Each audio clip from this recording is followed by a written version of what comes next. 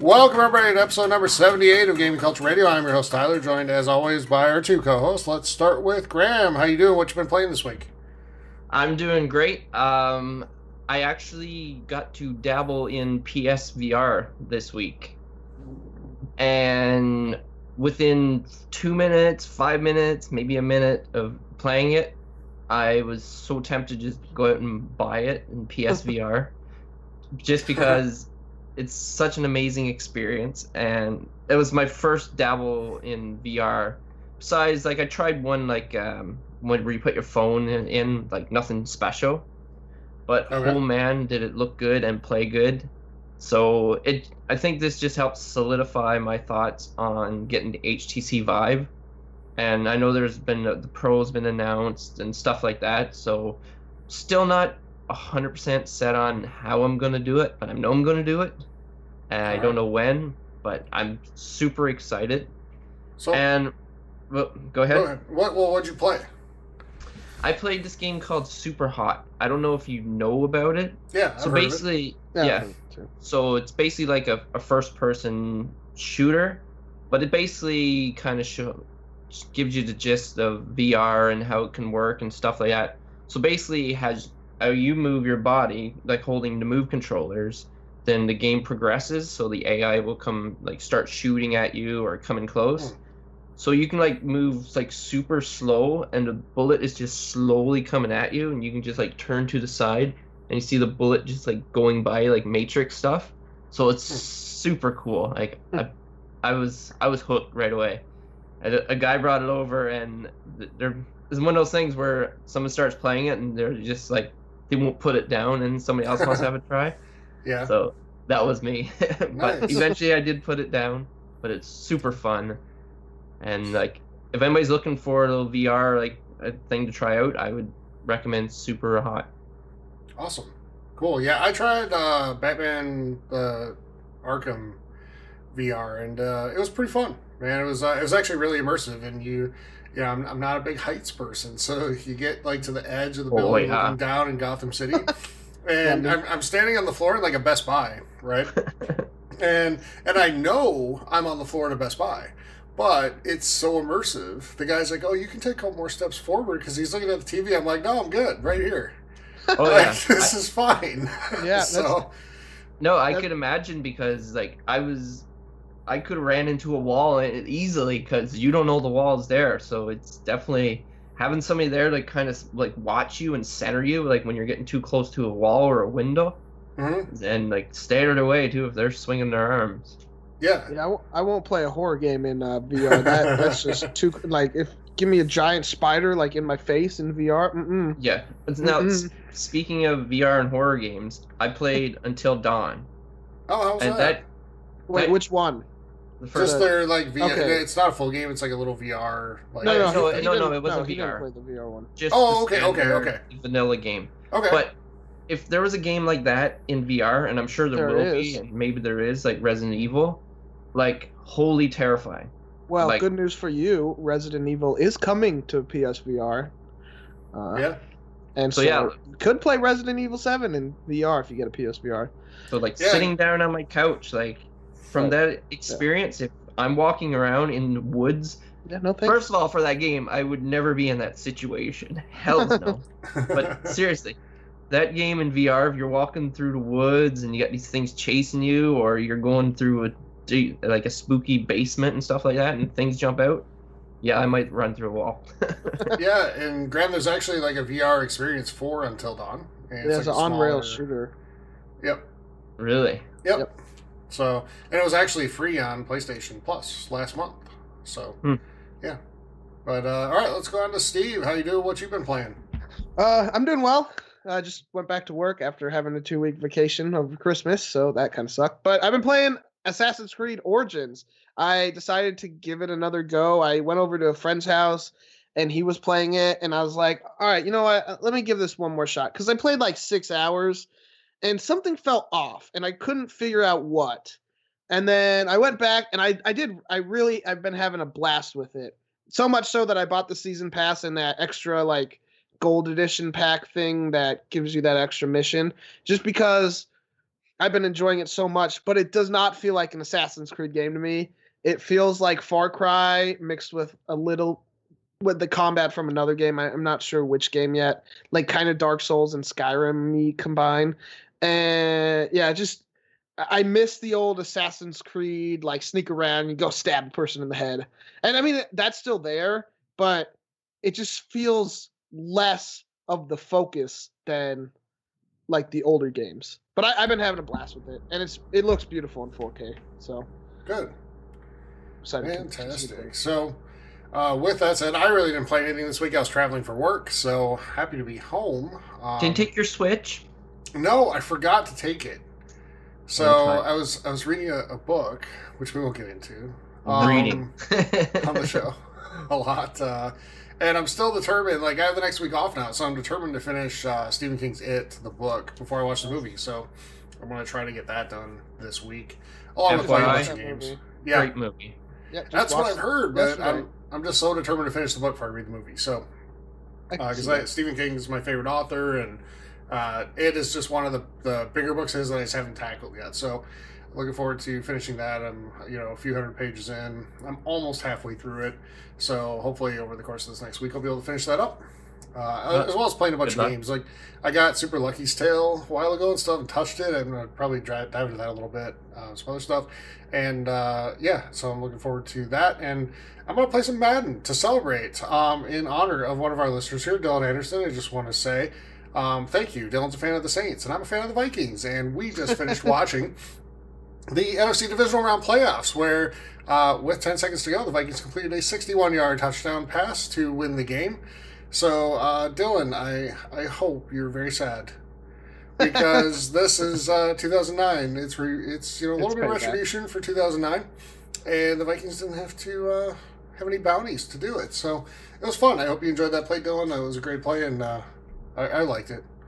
And, as a Colts fan from 2009, I am absolutely 100% behind you. Yeah. So, and Dylan, if you didn't get to see it, I'll probably send it to you on Facebook a few times over the course of the next week or so. So, all right. And as a CFL fan, I appreciate what you guys just went through. Yeah. Sure. Because if you say so. As long as the Rough Riders win, it's good. Yeah, there's a good chance if you're betting on the Rough Riders. You got a 1 in 5 chance of winning. Yep. So, anyway, let's get the business out of the way.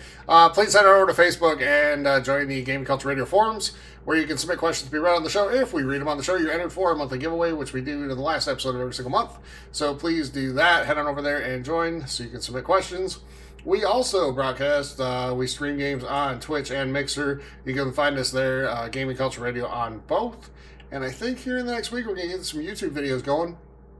So look up Gaming Culture Radio on YouTube and look for postings there. We also post the podcast to YouTube every single week. All right, let's jump into the top 5 of the week. I'll kick us off this week. So, some controller news coming out. And if you're a PlayStation owner and you just really like the layout of the Xbox controller, like me, and I think me. Steve, Graham, Yeah, Steve, I think you agree too.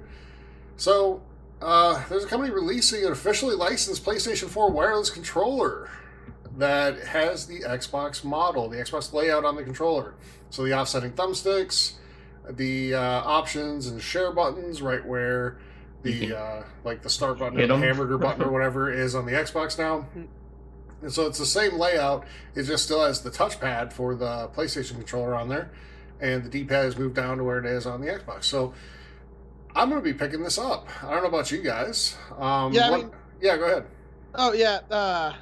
The only thing I have a problem with is there's no headphone jack. You have to use a Bluetooth headphone. Yeah. Now, I think a lot of PlayStation owners had that anyways, due to some of the older controllers from maybe even the PS3 era. I don't think had headphone jacks. But I rarely use like Party Chat or whatever they have on PlayStation. Most of my games are single player, so I probably will pick it up for games because I much prefer the Xbox controller over the PlayStation controller. Yeah. For the longest time, I've preached that I like the Xbox controller is better than the PlayStation controller, in my opinion, because you got the concave thumbsticks. I never liked the convex ones on the PlayStation. Mm-hmm. So if I'm going to continue playing PlayStation games, like I said, I played Until Dawn and that stupid options button drove me nuts. But yeah, I would definitely pick this up. Like if I plan on playing God of War, so I think a game like that, I would rather have a controller that's like Xbox style, Yeah. because it just works better for me. Like I haven't grown up and molded my way for the PlayStation, so I mainly use the Xbox. So I'm definitely going to pick this one up. Yeah. Oh, and I just hope the shoulder buttons though are closer to the PlayStation 4, because the one things I do like about the PlayStation 4 controller is the R1 and L1 buttons. Mhm. I like them better than the RB and left bumper. They're easier to push, and for games like Bloodborne and Dark Souls and games where you're attacking using those shoulder buttons, I feel like it's a little easier on the controller, and it makes it last longer, because I have broken an Xbox One controller using the right bumper specifically from a lot of NHL games. So I don't think you will get that with that controller, because I'm pretty sure it's going to be exactly like the Xbox controller, but the buttons will be PlayStation buttons. Yeah, Steve broke the right bumper playing NHL, but the right trigger is never in any danger when he's playing that game. No, that is true. So, I mean, I am the all-star though, so I'm Alex Ovechkin. So what can I do? Sticking with controller news, guys, another Xbox controller is coming, and it is going back in time to the original Xbox controller, the Duke. Oh, I love that thing. That gigantic controller from the original console. You can use it for a weapon. Yep, and I don't know if anybody's ever had a chance to listen to the Podcast Unlocked episode where they interviewed like James Blagley and Peter Moore and Phil Spencer all in the same interview. It was a fantastic listen, so if you haven't listened to it, go listen to that. But they talked about how they brought the controller to Japan to try to like sell the console on Japanese like investors or whatever, and they basically laughed at him because of how big the controller was. So, but that is coming back. It's making a return, and the really cool feature in it is like the jewel piece in the center where the Xbox logo sat originally is now an OLED screen. Ooh. That shows the original console's startup animation when you turn it on. Yeah. That's cool. That is pretty cool. So it is coming out in March, and it's $70, $69.99 US. I mean, going to pick this up?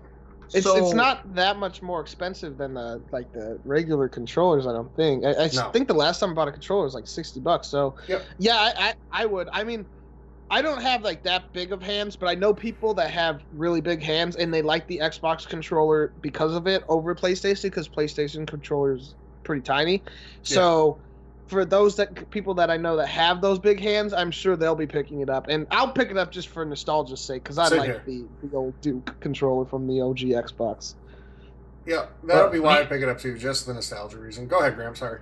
Yeah, I would say me personally, there really is no nostalgia because I never owned the original Xbox, and so I don't see any reason why I would pick it up, because I don't think it will make my gaming feel more comfortable. So I can see why people pick it up under a nostalgia thing. But it's great to see. Collectors will be eating that up, I'm sure. Hopefully it's not a limited run and people have a hard time getting it. Agreed. Yeah. It's all right. That does it for that. It has the white and black buttons, right? Not the bumpers again? I think so. I hope so. I love those things. Yeah. I remember. Awkwardly placed, but, for the nostalgia's sake, we need yes. the original stuff. Yeah. Yeah. Screw this. All right. Steve, you're up next. So, first news, we got a Assassin's Creed Rogue remaster coming to PlayStation 4 and Xbox One in March. And if you own a PS4 Pro or an Xbox One X, it'll be in 4K. Now, this was the game that came out on the the PS3 and the Xbox 360, while Black Flag came on the Xbox One and PS4. So a lot of people, if they got rid of their original consoles, did not get a chance to play this. And I am one of those. I didn't have a chance to play this game when it came to the 360, so I am super excited to play it. Did this game stick to the original format of Assassin's Creed? Because Black Flag was a little different, right? Yeah, I think Rogue went more of the Assassin's Creed 3 route without just that 40.5 hour long prologue that Assassin's Creed 3 had. So I've heard good things about Rogue. I will be picking this up. I'm excited. I love the Assassin's Creed games. All right. Yeah, I might pick it up too. And I'm always like, Assassin's Creed is weird for me. Like every year I think I'm gonna love it. I get it, and I'm like, it's okay. But then I always get the next one too, so I'll probably end up getting it to see. So it's kind of like I was with Call of Duty for a long time. Yeah. Until this past year when I actually really liked it. So, yeah. Any thoughts, Graham? Well, as far as Assassin's Creed game goes, the only one I've only ever owned was Black Flag, which was on the Wii U. I don't know if you guys know about that console, but Nintendo released this console after the Wii, and they just put a U at the end of it. Never heard.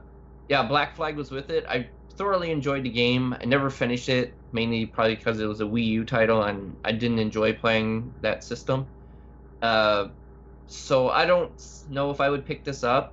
I would like to get into the older Assassin's Creed, and maybe if those grew on me, I would go for Rogue. But as of now, I have no intentions of picking it up.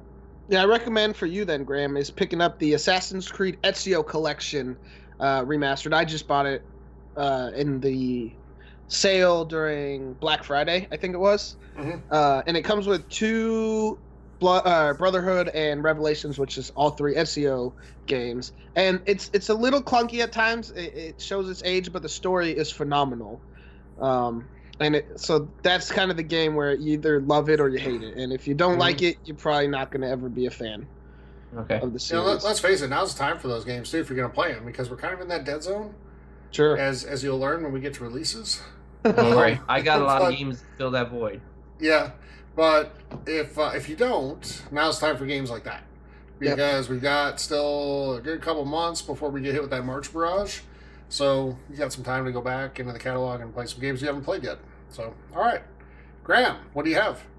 Well, there was a Nintendo Direct Mini, and with this came a lot of tidbits of games being released. I don't think any of these one of these is a new title. I'll start with that one. It is Mario Tennis Aces. On Nintendo Direct, it showed a fair bit of it, the gameplay. It looks super fun. Like, if you guys are a fan of Mario and, like, the tennis games, I'm sure there's one on maybe the GameCube. Last Mario game I played was on the original Nintendo, the NES, so I'm sure they came a long way. I know they've branched out into golf. I don't know, you guys excited for this game? Yeah, I mean, it's something that I'm definitely interested in giving a try to. Yeah. Oh, I must note too, this is for the Nintendo Switch, if people didn't know. Thanks for clarifying that. It's not a 3DS title. Yeah. Well, I'm excited. I will absolutely buy this game. I loved Mario Tennis on the 64, so. Yeah. So this game is coming out in spring 2018, and also with that, they announced Hyrule Warriors Definitive Edition. Now, I never played this game. People really seem to have enjoyed this game. And this one comes with all the DLC with the characters. Basically, it's just one person takes on an endless flow of enemies coming at you, and you got specials, and you can take out tons of enemies in one shot. That game is releasing in 2018. Another title, a big one that people are excited for, is The World Ends With You Remixed.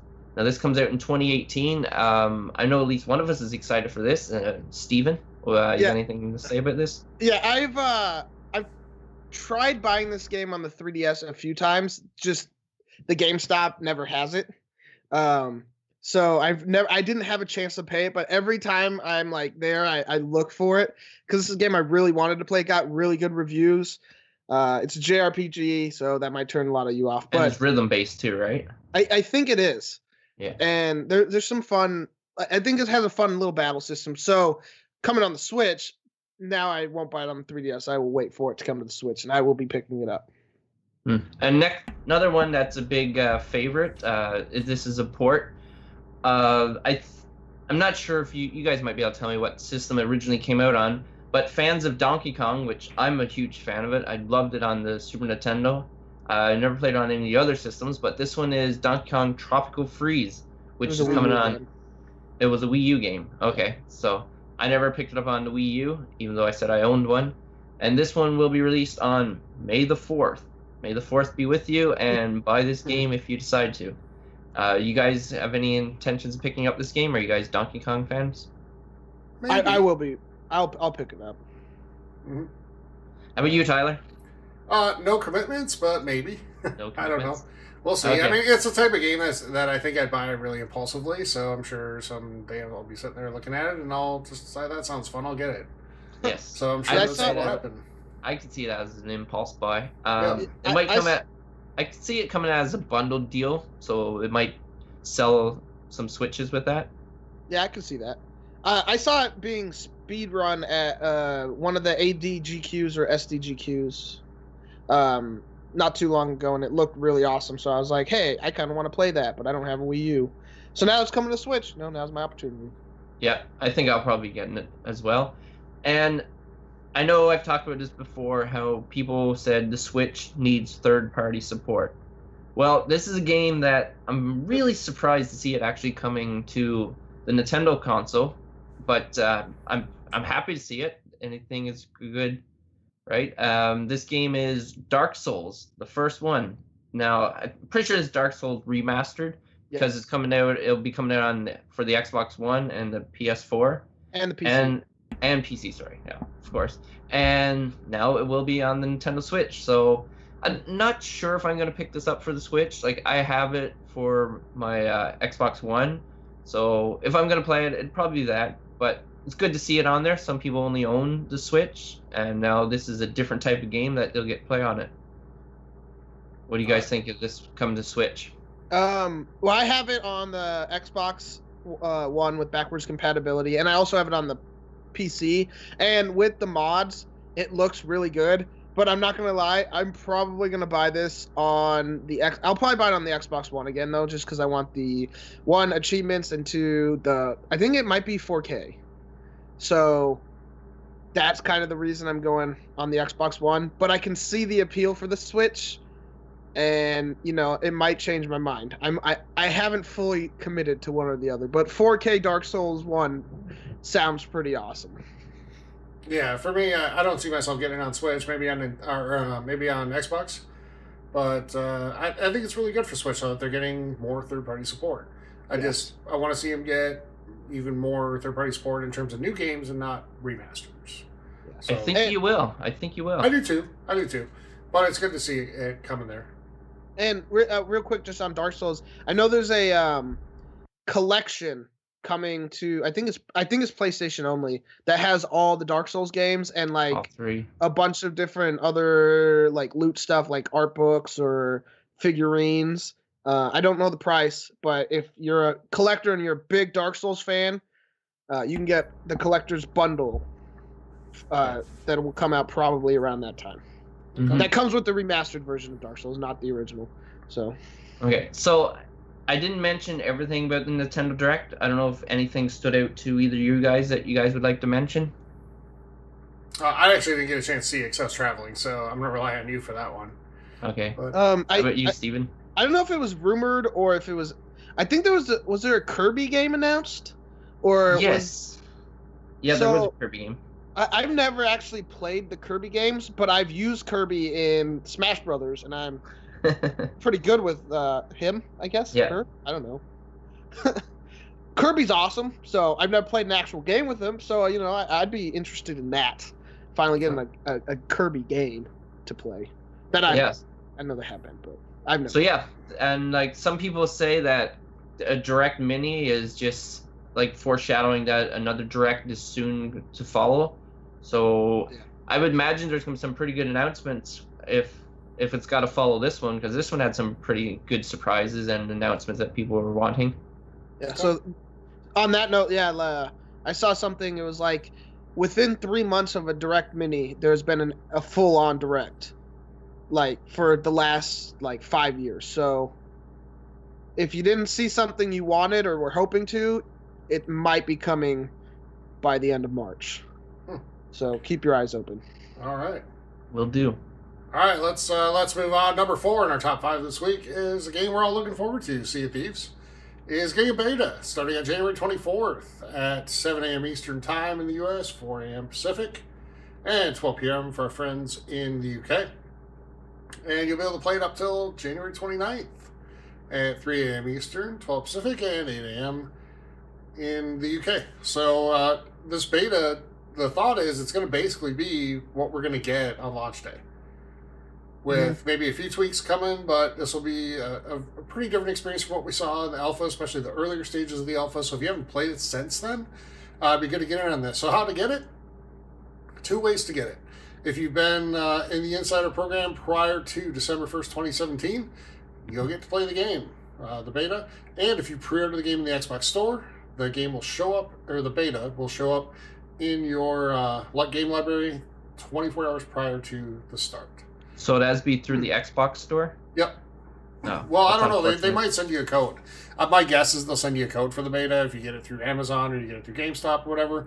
But it'll automatically show up in your library if you pre-order it through the Xbox Store. Yeah. Yep. And on that note, what I was reading was it's supposed to be a specifically tailored experience for the beta that's different than the alpha. So I don't know if it's going to be the full game, if it's going to be bits and pieces from the full game. So like post-game content that you don't actually need to be level whatever to get to, that in the full game you might need to, take a minute to unlock, that you might get a chance to see, just to kind of show you what is to come. I don't know. Yeah. I'm guessing. But yeah, I can see that. I can see it being like a slice of the game, but giving us a taste of everything. Yes. Well, or you could be overpowered like the Destiny 2 beta, right? Remember that when all the weapons were like 200 when you start, or something like that. Wasn't the first mission extremely hard? I never played the Destiny beta. It was, but then you started getting some weapons, and they all felt a little overpowered in the beta, and then we got the launch game, and it was like, wow, these aren't nearly as good now. So yeah. But that seems like so long ago because we're already almost max level again. Yeah. So unlike you two, I didn't get a chance to play this game in the alpha. Just either I didn't get the code, or when I got the code, my timing was wrong and I was out of the province. So I am definitely looking forward to this. I've had this game pre-ordered since last August when you could first pre-order it. So I'm definitely ready for this, and I'm definitely going to play the beta. Hopefully you guys are around and we can all... I think we'll be able to arrange that. For you, Graham, I will, but I appreciate that. I'm not going to lie. I was actually thinking of not playing it because I know I want to play this game when it comes out. Like, I loved the alpha. I know I'm buying the game. I'm playing it when it comes out. So I almost don't want to, quote unquote, ruin the experience by playing the beta and like getting to see stuff that because I want to see it in the progression sense, like I don't want to see later game content in the beta when I haven't taken the time to unlock it. So that's where I'm at. But if I will play it a little bit with you guys if you guys want. Oh, for sure. And I'm kind of with you, Steve. I feel like I have we're gonna play it, but I feel like I have a good handle on what the game is now, and I really love pretty much everything about the game. Yes. And kudos to Rare for having this alpha and basically being really transparent about what the game is and taking fan feedback and using that to make the game better throughout this alpha process. They were running alphas like every single weekend. Yeah. Rarely for a long time. See that kind of thing. Hey, good pun. So question then, on that note, would you have rather have seen it go to game preview where you could constantly be playing it and they updating it like they do for like PUBG, you're welcome, Graham, or for what was that one game that had such a cool intro that the rest of the game kind of sucked? Tyler played, right? The one with the mask. We Happy Few. Yeah, I thought it too. I fell into that thing. I loved the intro was awesome, and then the gameplay was like, I can see where you're coming from there. I don't mind it, and it shows to me that they have a lot of confidence in their game, that they're not trying to get people to pay for it, a year out from release. That they just put the alpha out there, people can pay it or play it without having to pay, and it shows a lot of confidence in the game, and they should have confidence because it's actually really fun. So I look forward to jumping into the beta. Hopefully it won't have quite the strict like NDA attached to it for that, and we can talk about it a little more on the show. But we'll definitely be talking about when the game launches. But I see where you're coming from. Another game, too, where the beta kind of really misled, in my opinion. And I don't think that's definitely not going to be the case here because it had such an extensive alpha. But The Division. Yeah, I knew. Oh, yeah. They played The Division, just loved it. And then the game came out, and Man, Forced it me to was get just it. yeah, it was a letdown. Grandma, do you still consider that like your most disappointing purchase? It's It's definitely up close. there. Definitely. Yeah, Yeah, see, I was different though. I knew I wouldn't like the beta, or after playing the beta, I knew I didn't want to buy the game. But like Graham, the friends I was playing with at the time, like, were getting it, and I didn't want to be left out. So I hmm picked it up and then played for like, I don't know, like 5 hours, and then hated it and all. And then my friend stopped playing, and I was like, well, shoot. I did I enjoy the actually beta though. I really did yeah, the enjoy the beta I beta. thought was really fun. And remember, they were originally going to have like support where you could play on tablet when you weren't like there on the console. Yeah, So you could play on tablet, like bringing in like drone strikes to Yeah, support your your friends friends would playing the game. call you. Yeah. yeah. Yeah, Do you and that all remember got the eliminated. But Yeah. Do you remember the Game Informer article from like 2 years before the game came out? yeah, Because I remember reading it, and it was talking about stuff like that. Like, you could be at work on your phone and be like, hey, I want to do this, this, and this, to like kind of, like, it was an idea of playing the game at all times, even when you weren't playing the full game. yep, And it sounded cool, and I think that's kind of what probably led to the problems, was they went yeah, too big for the technology that they yes. had. Yeah, They yeah, just tried to bite exactly. off a lot more than they could handle. Yeah. And I think they just eventually had to say, we just got to put this game out, you know? Yeah. And it was what it was. But I finished the campaign in it. I mean, that part was fun enough, I guess. But then when you go into the dark zone, it's like, I mean, you can only get one shot at so many times, because unless you play this game every second you're sitting down to play anything, you're not competitive there. Yep. And Now, it wasn't fun anymore. I have heard from quite a few people that the game has changed so much that it's actually really fun right now. So if you're looking to get back into it, or you kind of liked it and you stopped playing it, maybe check it out again. Because from what I've heard from the people that are playing it, it's so different than when it came out. Yeah. So maybe Mhm. we should even give it a look, just to Maybe. see. Yeah. Another game that would fit in that category too, I haven't played it, but I heard that it's changed drastically and so much better, is No Man's Sky. Like, Oh, that was a maybe. game I was super excited for, and when Oh, it got yeah. released, everybody was disappointed. But Did you now buy it? apparently, I didn't buy it, but when I bought a PS4, I got it with it. And I actually had loaded it into my PlayStation, and I was going to play it at one point, but I never played it. This came out, and then that was it. But I've been curious to get back into it, because apparently now it does have multiplayer support, and you can do things together now on the same planet and see each other. So, but it's one of those things where you got to get it right at the beginning, or you're just going to hurt yourself, Agreed. because there's so many games out there with competition that if you don't take the people in right away, they'll move on to the next great thing, and they get hooked on that, and they won't come back, and then other games get released. Well, and So I think too, in that case, Graham, we're kind of getting off topic, but yeah, but with that game, we do this. they do, and that game and The Division, same deal. They oversold and dramatically underdelivered. Yeah. With those games, and Sea of Thieves has been, back to the original point, just totally transparent about what this is, and they built it along with fan feedback throughout, and that's awesome. I remember the first time I played the alpha, like, there were no such thing as sharks, and like, a lot of things have changed Yeah. in the game without getting into anything that is NDA, whatever. A lot of things have changed. So since then, and it's made a much better experience, and one where you have to work together more, which I think is great, because that's what the core of the game is. So yeah, I'm really looking forward to it. It's just like 2 months away now. Can't wait. Yeah, I know. Pretty excited. Yeah. All right, Steve, what do you got? Take us home.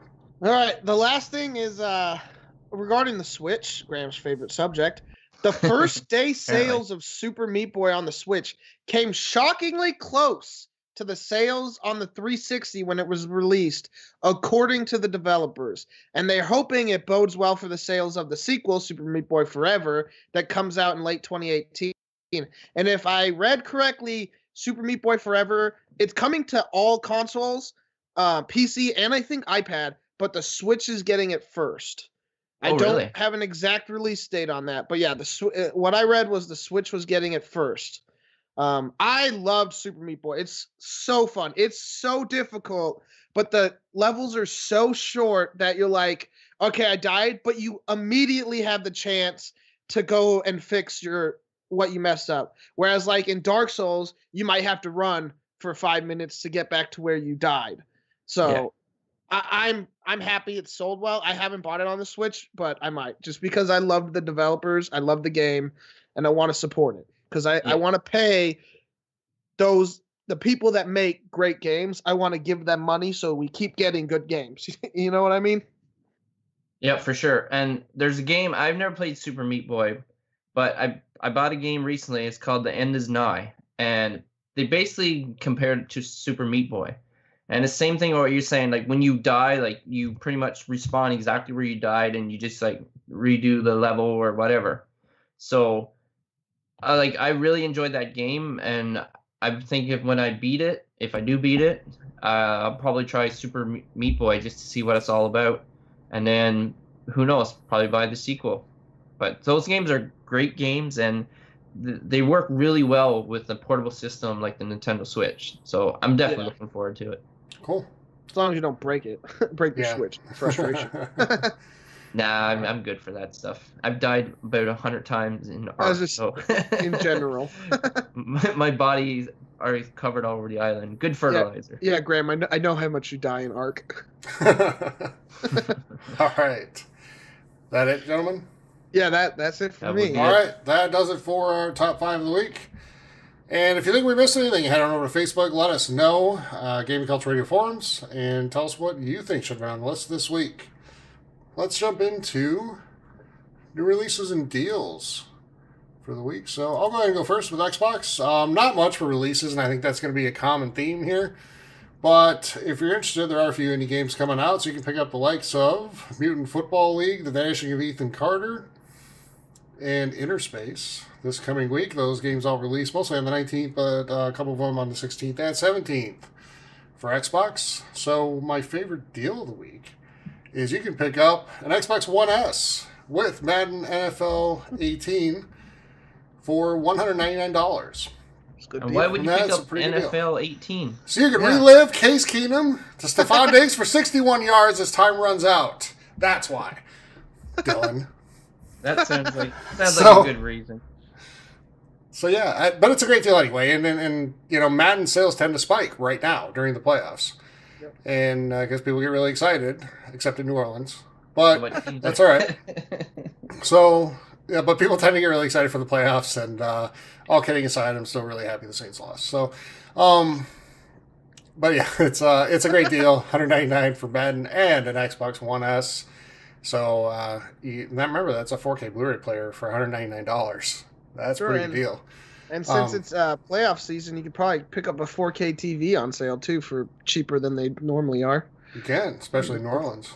Yep. I mean, a lot of returns. So, all right. I'm probably done with that for this week, but we'll see. Probably. All right. Let's move on. Steve, what do you got? So yeah, like Tyler said, not much for the PS4. There's Street Fighter V Arcade Edition for those fighting fans out there, and I know you guys are hardcore. I know Street Fighter V came out, I think it was last year, so this just adds a couple like character packs or something. I don't know, but it comes on PC and PS4. So if you're a fighting fan, and you've never picked up Street Fighter V, this probably be the edition you should get, or you could wait for a few weeks and get Dragon Ball Fighter Z or Fighters with the Z. And then for favorite deal, this one, my absolute favorite game of all time, if you've been listening to the podcast recently, Kingdom Hearts 1.5 and 2.5 HD Remix on the PS4 for $20 at Best Buy with GCU and $25 without. So that is a heck of a deal. You get the two mainline Kingdom Hearts games, 1 and 2.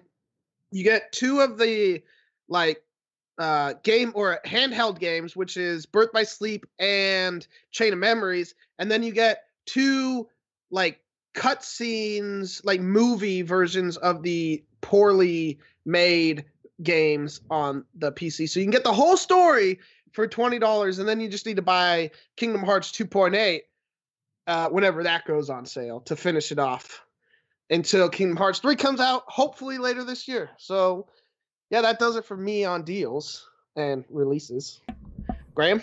Okay, for me, there was a lot of Switch titles to choose from, but one that stood out for me, and I got a little help from my friend Steven, is a game called Darkest Dungeon. Now, this is a rogue-like RPG, if you like those types of games, and it releases on January 18th. I've watched some video play on this, and it looks pretty interesting to me. There's a fair bit to it, but to tell us more about it, let's go to Steven. I think he knows a little more about this Yeah. than I do. Just quick question: Do you know? Does that come with the new DLC that was released? Did you say that? I didn't see anything like that. Maybe because Okay. it's coming on the Switch, but I didn't see anything about that. I can check it out and let you know. All right, because there was a DLC called the Crimson Sky or something on the PC and PS4, but the game is amazing. If it's hard as heck, and you're gonna die a lot. It's like XCOM. Don't get attached to your people because you will lose them. But if you like roguelike strategy games with RPG elements, you're gonna like this game. I bought it on the PC and then I bought it again on the PlayStation, and I'll probably buy it again on the Switch because I like to support developers that make good games. So you have like 4 characters. You're trying to go deep into the dungeon to collect something. I don't know. I don't care what the story is not important. It's the gameplay that makes the game great. And you should check it out if you haven't. If you like roguelikes where, every time you go into a dungeon, you're fighting different enemies, the dungeons are different. It's procedurally generated and you collect loot and the loot makes you better and then you collect more loot type of thing, but it's brutally hard. This is a game for you. Now, to answer your question, the DLC is not included, but DLC will be released as well with it. Okay. You can get the Crimson Court for $10 US and the Shield Breaker for $4 US. All right. I think the Shield Breaker is a class, and then the Crimson Court was the DLC. Yeah, it seems like it because it's the pricier of the two. Yeah. Okay. Go. You got something else to add? No, that's all I have to say on that. But buy the game. Buy the game. You heard it here from Steven. So another one of Steven's favorites, which he will say you should buy as well, is my deal, which is Fire Emblem Fates. Now they have 2 titles here. One is called Birthright and Conquest, and they're both for the 3DS, and they're both sold each for $28, down from $40 US. Now Steven was telling me that the best thing to do is just to buy one, and then in-game store you can purchase the other one for $20. And he was saying something else about another title, so let's switch it on over to Steven to get the inside. Yeah, so how the Fire Emblem Fates games worked was Birthright and Conquest were released at the same time, and so the story branches like 6 chapters into the game pretty early on, and you either pick one side or the other, and Birthright is one side and Conquest is the other, and Conquest is the way harder version. And so you bought one, and you can play through that story, but then to get the other story, you can buy the chapter or the other story in the game for $20. And then there was a third chapter, Revelations, that was released a little later that said it was basically a story of what happens if you didn't pick between those two. And that game's meant to be played after playing through the other two. So you buy one for $28 and then you can get the other two for $20 a piece. So for $68, you get 3 games, Fire Emblem games, which has a lot of content, a lot of hours. You can sink into it. Great games, great battle system. If you like strategy games, you're probably going to like this game. And that's without going too in depth. I could talk about this game forever. Please don't. But no, I won't. It's fine. I'll spare you. Another game Steven recommends you buying. Oh, yes. Okay, Tyler. All right. I think that's it. That does it for new releases and deals. Let's take it to Steve for questions. What do you have? So we'll start with a smaller question from our former co-host, Eugene Belmont.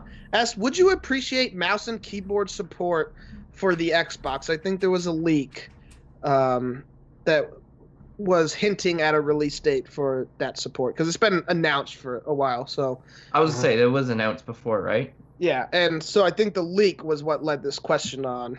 It's supposedly coming soon. We'll see. But do you guys want it?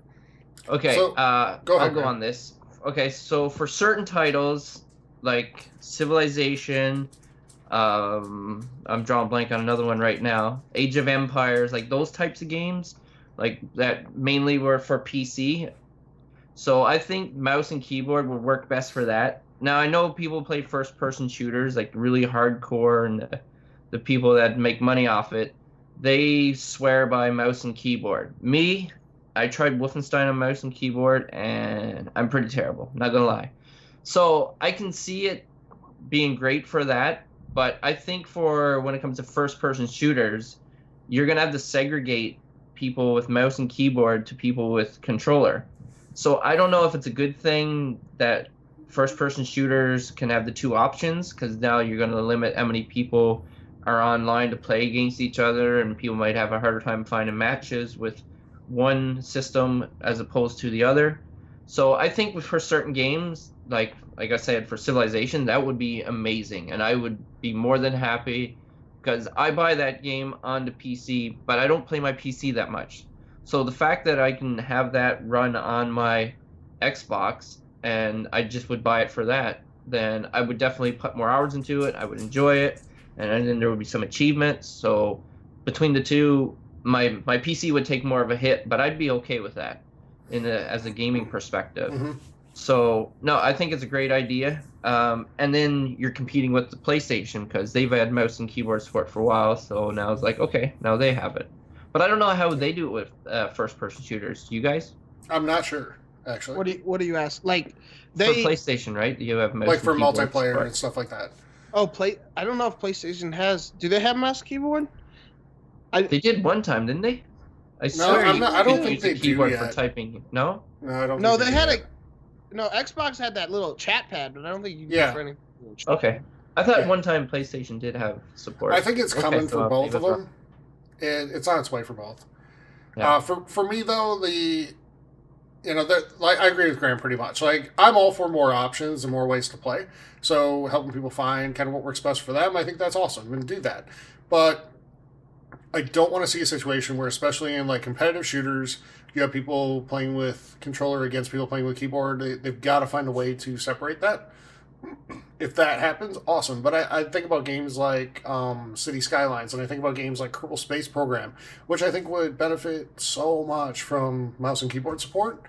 Mm. Whereas, because Steve, like you played some Kerbal, isn't that pretty clunky with controller?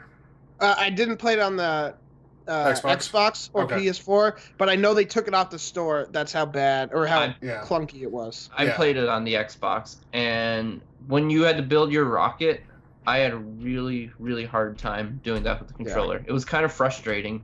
So, yeah, I heard they took it off the store because one guy was talking about it. I'm like, I have it. They're like, what? How did you get it? I'm like, well, I guess I was one of the lucky ones. But yeah, Yeah, I they can see did. that as a mouse and keyboard game for sure. And I think, it is. and that's the type of game that I would absolutely love, I think. But just the feedback I heard early on about the controls kind of turned me off from it. So I would love to see that support come for games like that. Single player games, great.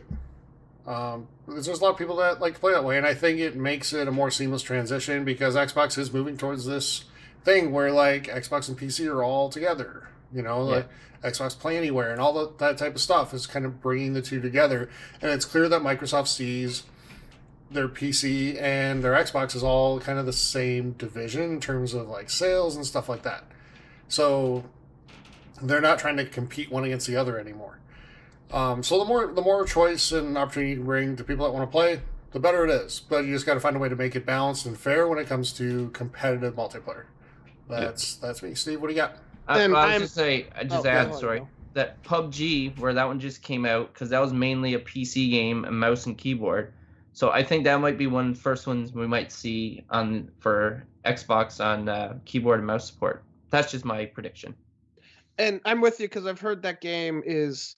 I haven't played it on the PC, so I can't compare it. But people have that have played it on both have been complaining about the poorly optimized control scheme with using the controller. Yeah, And I picking can up see that 'cause weapons, you have to, yeah, like and triple change, tap yeah. LT to aim down the sights in third person. Like, what game does that? Triple tap, So- really? Yeah, I think it's either double or triple tap. Yeah. But I'm with you guys. Competitive shooters. Yeah, no, I'll stop playing them.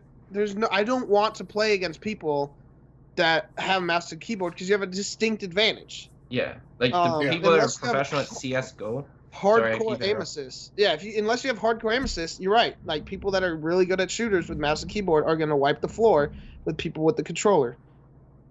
Mm-hmm. And even for games like Smite on the Xbox is a controller, and I've seen Smite, and I love the game. I've seen it played on the PC, and I've seen it play on the controller, and you're just worse off on the controller than you are on PC. I prefer it on the Xbox, but I understand that the PC pros are quote unquote better because mouse and keyboard just gives you an advantage. So single player, fine, and if you want, add it to the all the strategy games that are on the Xbox, and if you can maybe bring Civilization 6 onto the Xbox and I just play with my mouse and keyboard, that would be awesome. But for competitive shooters, they'll need to make separate matchmaking systems for controller versus keyboard and mouse. But maybe that means like people that want to play their PC in their living room using a controller will be able to play against people playing the Xbox with the controller, and people that want to play mouse and keyboard on your Xbox can play against PC people mouse and keyboard, and maybe that doesn't hit the amount of players as hard as if so you cross play between the two based on the control type you're using rather than the system type. Yeah. But so I'm with you. I don't want to see it in competitive shooters, or at least they need to have separate match or lobbies. Okay. Cool. What else we got? So Richard Carl asks, have you guys heard much about Kingdom Come Deliverance? It comes out next month and looks incredible. I've been following the Kickstarter for a couple of years now. Okay. I don't know much about this, so I can start with this if you guys want. You might as well. Please. So I have been following this game since I read about it in Game Informer like a year and a half ago, maybe 2 years ago, and it was like touted as Skyrim without the magic and dragons and stuff, and the one thing that really hooked me on it was you'll be playing, and let's say you get a quest to go kill those bandits, but in Skyrim you can do 5 million other things and then come back and do the quests to kill the bandits, right? Well, in this game, these quests are timed, not timed like probably strict time, but like if you don't do them, the world changes. So if you don't kill the bandits, maybe the bandits ransack the town and now there's no town, and maybe they kill someone you needed to talk to. I am not sure that was how it was touted in the Game Informer, and so that got me intrigued. And then now that it came up on the Xbox Store, I've been watching videos, and I am super excited for this game, but hesitantly so. It's a small studio releasing the game. I'm wary of clunkiness and like the game not running smooth more than anything else. But the way it looks like Skyrim and Mountain Blade Warband, if you've ever played those games, and if you haven't, I recommend it. It's on PC and the Xbox. It's just like they had a child, and to me, that just got me super hyped. Cool. Hesitantly so, though. So. Okay, well, one of the things that stood out what you just said was a Skyrim type game and a small company. Now, the one that made Skyrim obviously is Bethesda, which is like massive. They got lots of money. They can take years and years of development and have so many people to test it. So that kind of makes me a little hesitant. Like maybe it's one of those things where, like a No Man's Sky, where it's just way too ambitious of a project and there's going to be a lot of problems. Yep. So I would be a little hesitant, but it sounds, like I said, ambitious. So I'll definitely be looking forward to reading the reviews, see what people got to say. If it is no problems and it is a great game, then this might be something that I would consider. But it wasn't on my radar up until now, but now I'm kind of curious. Have you heard about this, Tyler? No, I'm pretty much the exact same as you. So based on what Steve said, it sounds really interesting. And it's something I'll definitely look into. Can't commit to whether or not I'm 100%, gonna play it, but it sounds fun. Yeah. Oh, and a couple other things. So instead of playing a hero, you're playing just some random like Joe Schmo guy in the Middle Ages, where people treat you like dirt if you're wearing like poor clothes. So it's a realistic game. You're not the hero, and if you get stabbed in the face, you're not going to live.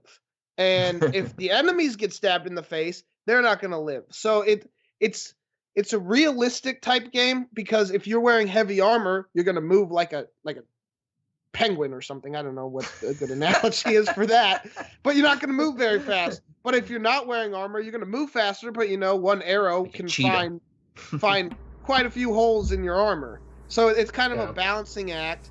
And there's a couple videos that I saw from the developers on YouTube of gameplay. Like there's one where they have to sneak into the village, sneak into a bandit camp, and like they show the route they take. And obviously there's many routes in.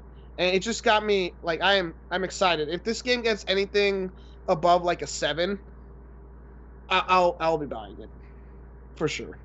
And what system is this for? And it's PC, PS4, and Xbox One. So all the systems. I don't think it's coming to the Switch though. So sorry. Yeah, no, that's fine. No portable Kingdom Come for you. All right. Steve, what else we got? Right, last question from Dylan Anderson. He said, so what's going to happen after the Vikings beat the Saints? No, he says, what childhood shows, movies, etc. would you like to be turned into a good game? So I'll take this first, actually. I watched this Netflix documentary series, and it's like a Netflix original. It's called The Toys That Made Us, and I recommend it to anybody who hasn't caught it yet. It's basically about the story behind toy lines that we remember from our childhood. And I thought of this when I saw this question, and the one is He-Man, if everybody remembers that. Yes. Definitely. Yeah. And the rumor there's like another series in the works or something, and maybe another movie. I'm not sure that there's a place for that now. I'm not sure the demand is there, but hey, give them credit for trying. But there was a time where from watching that documentary, G.I. Joe was the top toy on the market, and then this toy came along and just destroyed it for a good 5-6 years. So and it turned into a movie, a really bad movie with Dolph Lundgren, if anybody's ever seen that.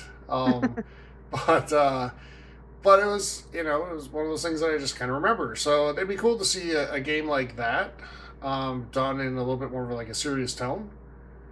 But something like that would be kind of cool. Because all the other stuff, like Ninja Turtles and, I know Graham brought one up earlier. I hope you actually say that one, Graham. Or Steve. I don't remember who it was. But it was all me, the I other, don't remember. All the other, I I think it was it Steve, was me. actually, yeah. But all the other, serious stuff has kind of already been turned into games. Yeah. So, for me, it's that one. That one just jumped to mind. So, what do you guys have? I'll go next. A lot of my childhood shows, because I'm the youngest one here, and I know Dylan's about my age too, so this is why the question was asked, because I posted a GIF of Timmy Turner from the Fairly Odd Parents, and that's I'd imagine what led to this question. A lot of my childhood shows were turned into games that I played when I was younger. I remember SpongeBob Battle for Bikini Bottom on the PC, and I put a lot of hours into that, or I assume I did. I was young. I don't know what hours were like when you're 7 or 8, but it felt like a lot. And, Harry Potter Quidditch World Cup, that was all the game I needed. So I don't really have one specific show, but maybe if there was a game, I don't know, like a Kingdom Hearts. Oh, and I have Kingdom Hearts. I don't really need anything else. But if a Kingdom Hearts game set in the 90s Cartoon Network or Nickelodeon, so you go through the Rocket Power worlds and the Rugrats and Fairly Odd Parents or Jimmy Neutron, those cartoons, that could create a fun game. But I don't have anything specific. I would play He-Man though. Skeletor was always really funny to me. All right, Graham. Well, there is a lot of childhood shows and movies that I've watched that didn't turn into games, but there's lots that did. And I was a big fan of Ninja Turtles, but that one came. Another one that I watched as a kid which was Barney. Why can't we see Barney turn into a game? No, that I don't know how that would work out, but you never know. Sometimes the weirdest concepts turn into some of the best ideas. But so let me think about game or shows that I watched. Was there ever an Inspector Gadget game? Like that would be something be pretty cool. I don't think there was. Yeah. That always had like really cool like part stories that you could actually turn into a game, like little mini series or something like that. So I wouldn't mind something like that. Cool. I had another one in my mind, but thinking it over and over, I kind of forgot it. DuckTales, that was redone for NES, but I don't know if it came to light on any other system. Well, it just did with that Afternoon Disney, Collection. Yeah, I thought it was on that game. Yep. Yeah, it was just it was remastered, though, right? Yeah, so yeah. It wasn't like a new game. Sure. So yeah, as far as that, like there was lots of childhood shows me growing up, but like I said, a lot of them became video games over time. DuckTales was awesome. Yeah, DuckTales was a fun game. I have the song stuck in my head right now. I know, I do too, right now. So, but yeah, DuckTales was great. And a Barney, like, first-person shooter would be awesome.